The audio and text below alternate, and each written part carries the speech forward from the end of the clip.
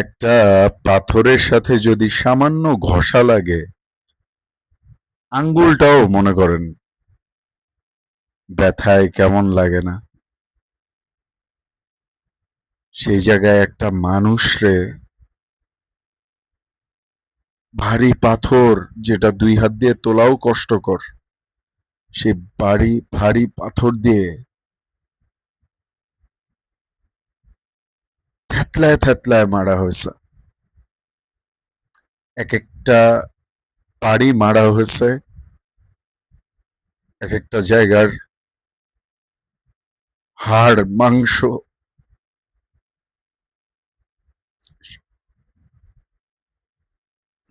কারা করছে, কি করছে না করছে এ সম্পর্কে আমি কিছু বলবো না। সবাই জানেন। তো তারপরেও দেখেন আমরা কত রিল্যাক্সে আছি, কত সুন্দর। মনে হয় যে কিছুই না, রিল্যাক্স, চিল। আমরা মডেল নূপুর কেন রাজরে খুঁজে পাইতেছে না, ওইটা নিয়ে আমরা মাতামাতি করব। হ্যাঁ, হিরো আলমের কেন তার বউয়ের সাথে বনিবনা হইতেছে না, ওইটা নিয়ে মাতামাতি করব, তাই না? এরপরে যে বসুন্ধরা গ্রুপে যিনি বিয়ে ছাড়া পেট বাঁধায় চলে আসছেন,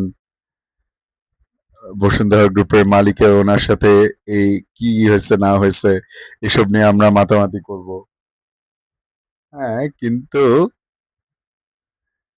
এই বিষয়, এরকম বিষয় যে সোহাগ নামে যে মানুষটা, এই মানুষটা যে এভাবে চলে গেল, এইভাবে এরকম, আমার মনে হয়, আমি বিশ্বাস করি না আসলে। আদিম যুগে বলা হতো যে পাথর দিয়ে এভাবে, আদিম যুগে বা মধ্যযুগে বা প্রস্তর যুগেও মনে হয় এতটা বর্বরতা, এতটা নৃশংসতা ছিল না।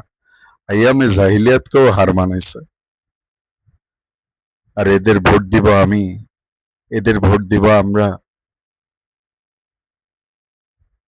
এদের ভোট কাদের আমি সেটা উল্লেখ করছি না। যার যার বুদ্ধিমত্তা অনুযায়ী বুঝে নেন।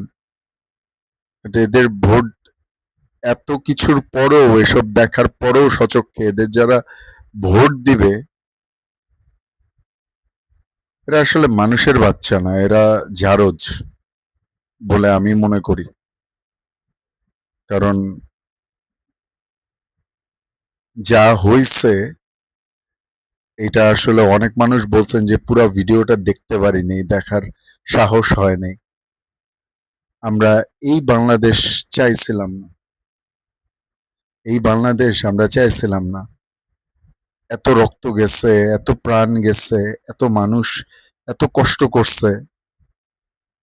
আমরা কোনো এমন বাংলাদেশ চাইছিলাম না যে বাংলাদেশে চাঁদাবাজি আরো 10 গুণে বেশি বাইরে যাবে, যে বাংলাদেশে খুন, হত্যা, রাহাজানি এগুলা আরো 10-20 গুণ বাইরে যাবে।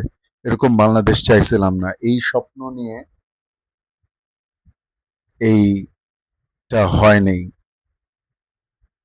হ্যাঁ, তো কেমন ছিলাম, কেমন আছি, এটা আপনারা নিজেরাই বিবেচনা করে দেখেন। আমি ক্ষুদ্র মানুষ, আমার রাজনীতির সাথে কোনো ধরনের কোনো সম্পৃক্ততা নাই, আমি কোনো দলও করি না, আমি জাস্ট বাংলাদেশের একজন সাধারণ নাগরিক। সাধারণ নাগরিক হিসেবে আমি বলতেছি যে যা হইতেছে তা শুধু একটু মনের মধ্যে একটু চিন্তা করে দেখেন, একটু বিবেচনা করে দেখেন। সব রসুনের এক কোয়া।